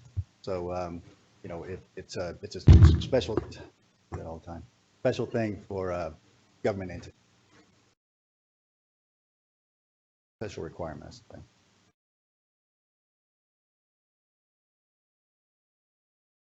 Oh, And I'm sorry, go ahead. I'll make the point in a minute. Well, I do want to make the point that for some of our needs, I think that's going to narrow the potential financial institutions that'll be able to meet them. And that's one of them. So what one in the back of my head, what I'm thinking is that we're going to get 6 responses from 6 organizations that are all the same, except they have a different color logo. So back to your point about it being going to be difficult to differentiate them on some respect. I was just going to say I was more comfortable with John Morse's suggestions about what we're interested in from a social aspect. And going back to Jeff's comments, I envision the board making that analysis rather than asking staff to do that analysis. It's the board's judgment, I think, in that area that's clear.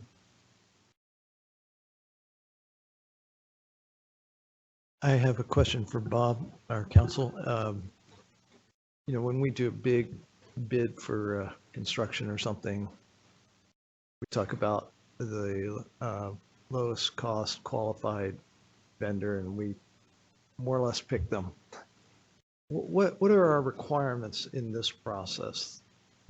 That same iteration of requirement does not apply to banking firms. And one of the things I've started to interrupt and say, but now this is a good time to say it, is that even though application of these criteria to various applications might result in numerical value outside the name of particular applicant, the board would not be bound by any rule or law or regulation that I know of to pick the one with the highest rank or to eliminate ones with particular enumerations beside them. I think it's still going to be up to the board, and that's the point I was trying to start out with in response to the question. It's still going to be up to the board to decide which is the most appropriate service provider without regard. I shouldn't say without regard. The board may well regard those numbers, but the board is not bound by those enumerations. And so what formula you're picking out is not a formula that would decide who would be the banking provider. It is merely a formula that would provide some sort of relevant, descriptive information about the particular providers, and then you decide how you're going to apply those or ignore those in the end. And none of that has to do with any complaint or disagreement with John's suggestion about any particular of these questions, but only about the number that results at the end. I don't think an answer to your question is that number is binding in any.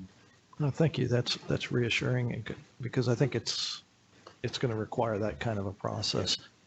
Steve, I just want to follow up on your comment that we're going to get 6 bids and they're just going to have different logos.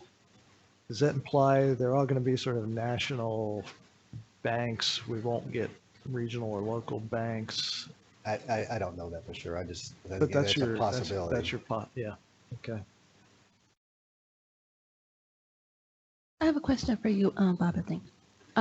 This criteria that we're looking at, is this to say that the weights that are assigned to each of the criterias won't necessarily affect our decision for which type of banks we'd like more information on?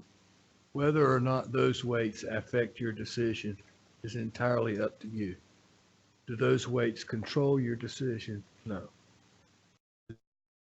Is that a clear answer to you?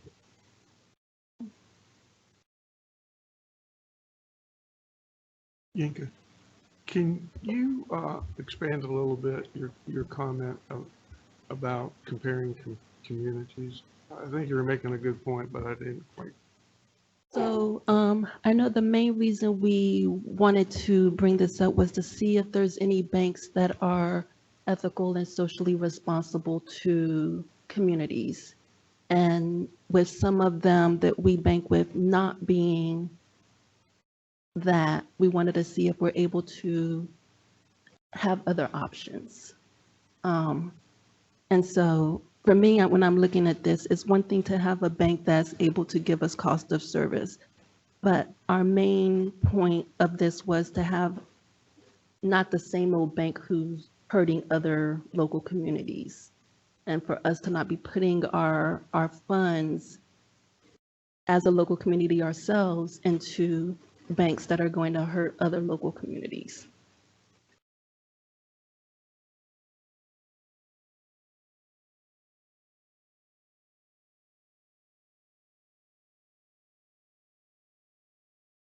Stephen, I know you can't predict the future, but your instinct is telling you that local or regional banks would either shy away or be excluded.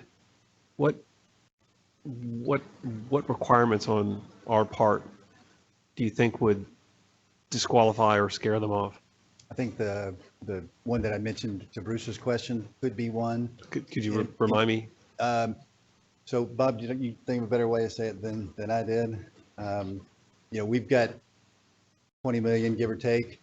That 20 million can't be loaned out like somebody else, a non-governmental entity's 20 million can. It's got to be fully collateralized by the Okay, bank. all right, so yeah, all right, holding our money Okay. puts constraints on the institution Right. because of the fact Right. that we're a Because of utility. their, how they match up with the Fed's requirements, they may or may not be able to, to meet that. So I'm thinking like, a small local credit union. I don't know, but I'm guessing probably not. We might be a less attractive customer because of our Right. constraints. Okay. Right. Any Things other like that. any other big hitters like that? Lockbox is a big thing for us. The ease of electronic and online transactions, to the extent that a smaller, more regional bank might be less sophisticated in those areas. I don't have personal experience, so I don't know for sure, but those are the types of things that I'm thinking about. So I know for the online banking, things like that, a lot of the small banks in the area, they kind of contract out with another agency where when you click on the online banking, like bill pay or whatever, it'll take you to within the same site, but it'll look like it's managed by another organization. So if you stay too long on that site, it'll lock you out from the banking side, and then you'll have to go back and log back in. So I know even though some of the smaller banks might not have the same online things as other ones, they're kind of contracting out with other entities that help manage that aspect for them. Yeah, and we would be more focused on how does it work? Does it work for us? And is it secure and all that sort of stuff? The fact that they were using a third party, I mean, I'm certain that Wells Fargo uses a third party for some of the things that we do also.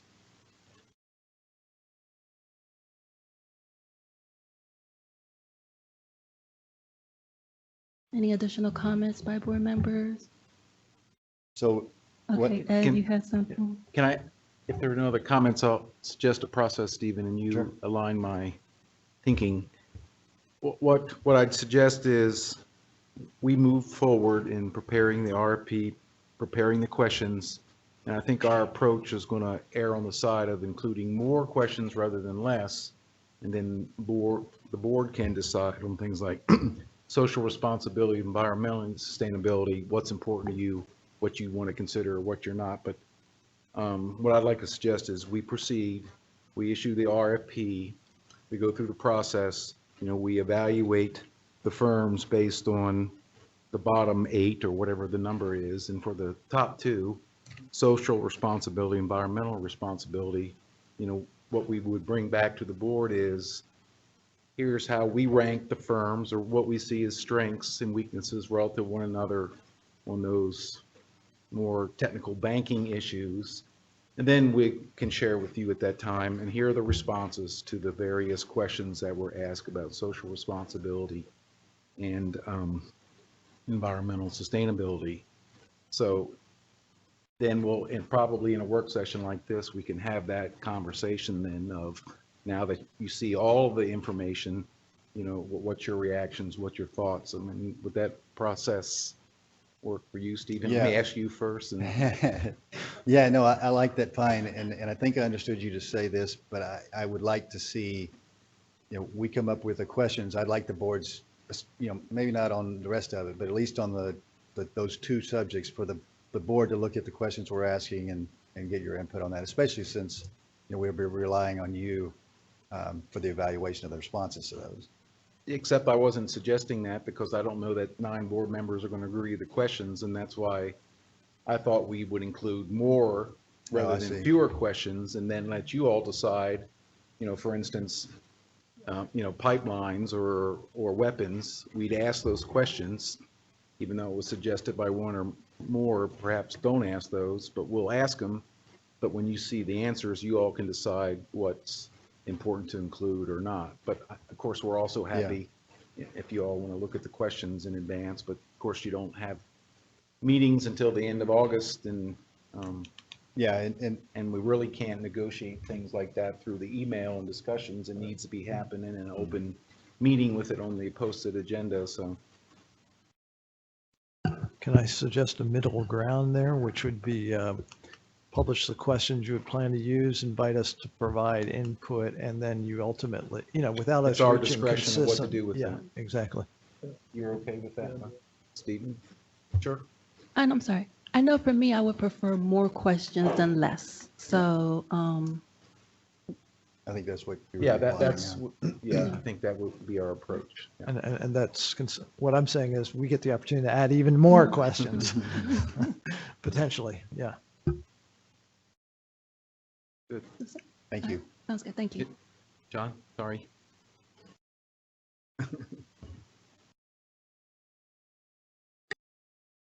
So we're gonna review our board work session, and are there any members of the public who would like to comment on? May I see that? So Ed, will you lead this discussion? Yes, as you know, our next 2 regularly scheduled meetings have been canceled. Therefore, the next time we meet will be Thursday, August 23rd, 7 p.m. at Chapel Hill Town Hall. And on agenda page 9.2 and 9.3 is the agenda as we know it today for that meeting. Right now, there's probably the most significant item will be the Aqua Vista, the AMI policies, not to include the opt-out. You've already weighed in on that. But the other operational business policies that are impacted by that project. So we'll be bringing that to you for your discussion. And Stephen, we have that as discussion and action, but I assume the first time they see that, it will be more of a discussion item. We won't ask you to approve something the first night you see it. So, and then a couple standing reports, our semi-annual report on our capital improvement projects and the financial report. And Bob's gonna. Yeah, I would like to add an item to the closed session so that I can discuss with the board communications from the Environmental Protection Agency's Office of Civil Rights about potential litigation. I have a request from them that I need to discuss with the court. That'll be done in closed. Yeah, and I see that's for the August 23rd meeting. I see a closed session listed already. Yeah, that, the item on that closed session is a personnel matter. We Okay, so simply we'll- add a second A item. second one, Yeah. got it. And then on agenda pages 9.4, 9.5 is the agenda as we know it today for the September 13th work session. And we have made some updates to the 12-month schedule. And if you have any feedback on our pending key staff action items tonight, that's agenda page 9, 9, 9, 10. And our action items from tonight's meeting, we really appreciate your feedback on both the risk assessment work and then Linda's report on communications to emergency. So, we'll be addressing that feedback. So rather than listing dozens and dozens of specific things, we appreciate your feedback on those and we'll address those. And regarding the banking services, as you know, the next thing will be Stephen will share with you some draft questions in the areas of social responsibility, environmental sustainability, and invite your feedback by some date certain. And then we'll proceed with the process of issuing RFP, evaluating, and then we'll bring that information back to you at a future board meeting for your discussion. And then I did also, looking at the 12-month calendar for the committee meetings. So hopefully by the August 23rd meeting, we'll have the committee set so that way we can start scheduling those. Are there any board members who have a question about? Yeah, I do have a question. This being my first meeting and my comment to Linda on the communications thing were minimalist. I wonder if I can expand and elaborate a little bit in email after the meeting on my suggestion that the communications group, the broader group, have a type of SOP. Yes, we welcome that. Great. Yes, thank you. You're going to copy all of this? Great, or not, but I'm interested to hear. I have a question for Ed. Ed, when do we expect to hear back from Orange County Health Department on fluoride study? Linda has been active in that.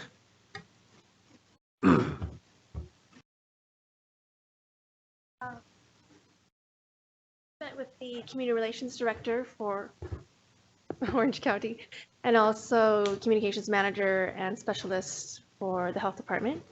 And the discussions and the direction that conversation has gone have changed a little bit so that the engagement will be more, for lack of a better word, engaging. So the original, I think, proposal that was put forth was by the Orange County team was perhaps a bit of a survey.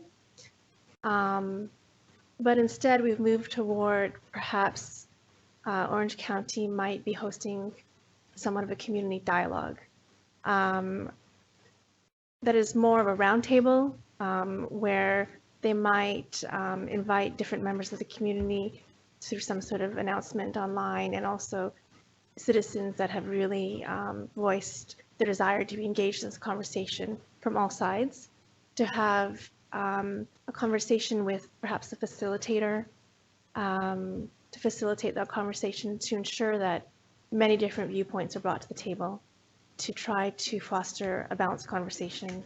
There is actually a fluoride, I forget the formal name, but sort of a working advisory group that Orange County has that might be receptive to receiving the feedback that's inputted into this potential dialogue. But I want to say these are preliminary conversations, and I want to be clear, this is not OWASA's dialogue. This is Orange County's dialogue. So I want to be really clear and say that that's not what's happening because that will be their decision to make.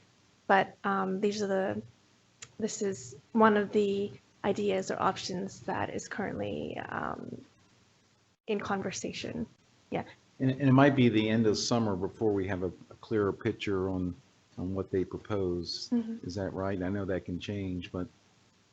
Yeah, so they are hoping to do something by the end of summer, but it is summertime and, a lot of key people are away and they want to make sure that they're having this conversation with all of their key people to make sure we have this conversation right, because it's an important conversation. And we want to make sure that all the voices that want to be heard are heard. Yeah, this needs to be as transparent as possible, and doing it in the summertime is, I don't think, a good option. I think. Yeah, I don't think. Middle of the fall. Yeah, I'm sorry. I don't think any longer they plan to do it this summer, but I think it's going to be the end of the summer before they have an idea of what the process will be. It might be good for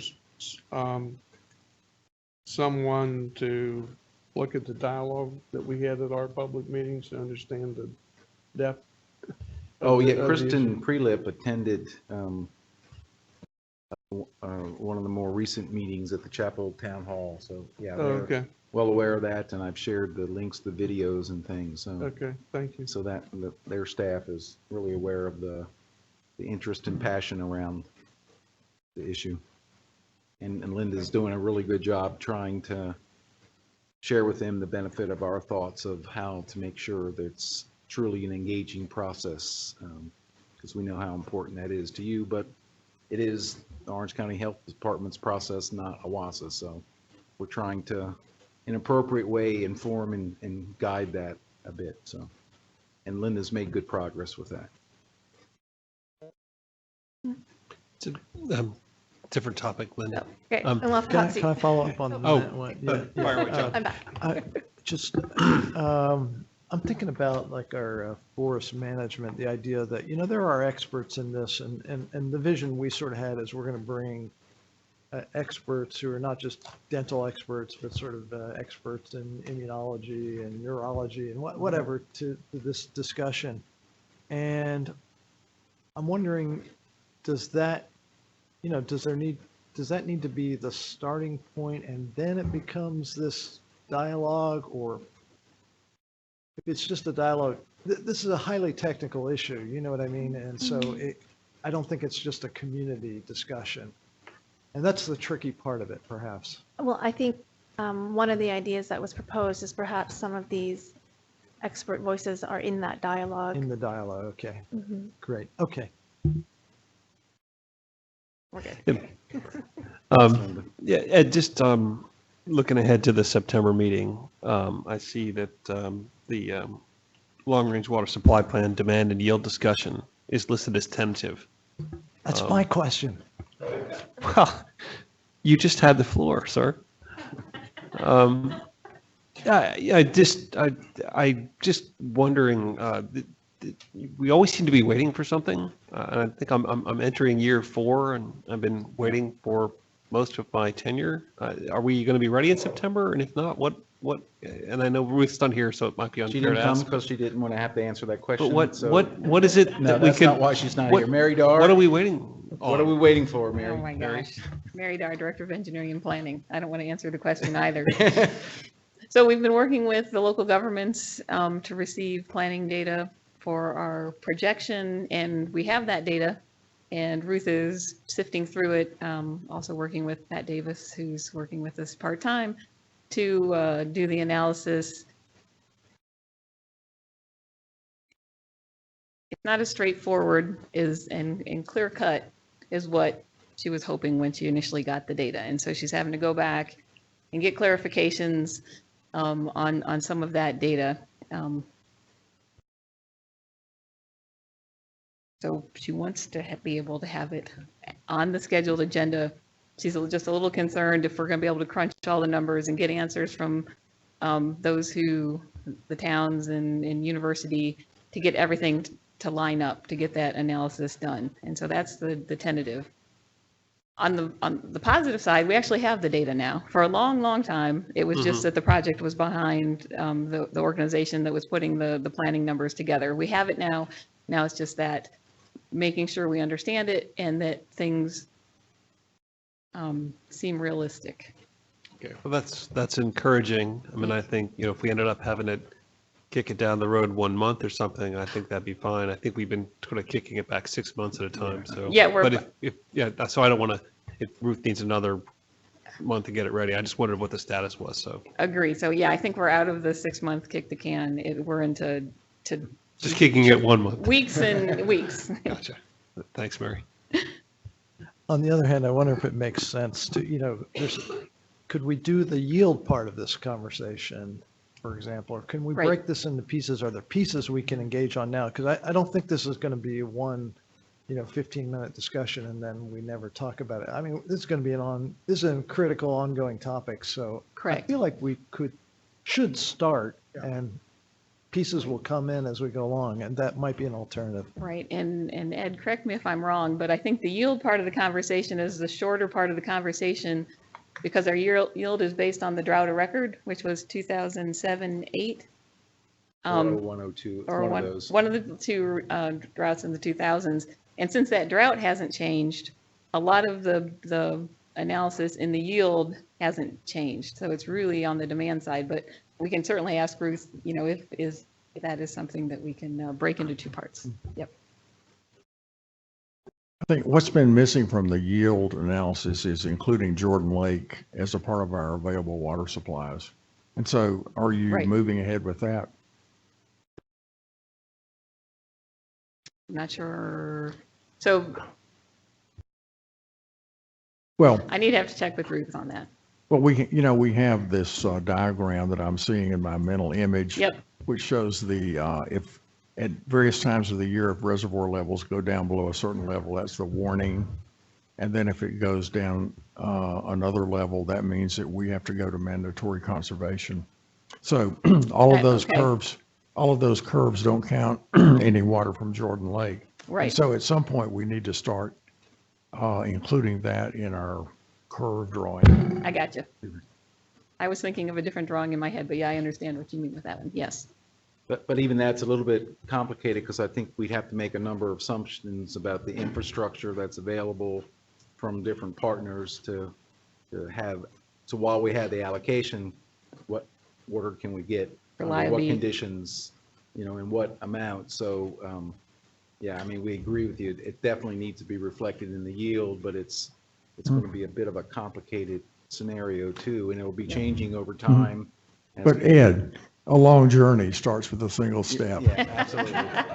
You got it. And Ray is our step expert. I know that. We'll put our flying gold wings on and get going. So Ed, did you want to re-summarize if there was additional items you wrote from key action? No, I don't think I have anything more than what I shared, but thanks for offering. All right, so then our meeting is over and thanks everyone for coming.